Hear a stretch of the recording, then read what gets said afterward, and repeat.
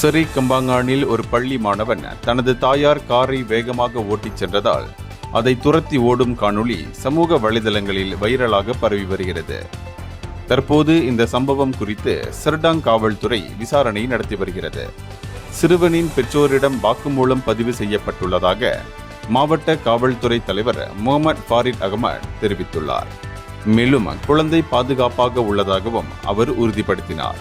சரிபார்க்கப்படாத காணொளிகளை சமூக வலைதளங்களில் பதிவேற்ற வேண்டாம் என்றும் அவர் பொதுமக்களை கேட்டுக்கொண்டார். இந்த சம்பவம் ஆகஸ்ட் 20 நடந்துள்ளது. தனது இரட்டை மகன்களை பள்ளிக்கு வெளியே ஏற்ற வந்த அந்த தாயார் காரை திருப்பிய போதுதான் தனது ஒரு மகன் காணாமல் போனதை கண்டார். அதன் பிறகு அவர் காரை நிறுத்தி மகனை மீண்டும் காரில் ஏற்றிக்கொண்டார்.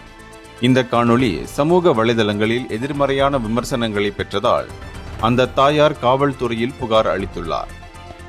இந்தியர்களின் இதய குரல் மக்களோசை.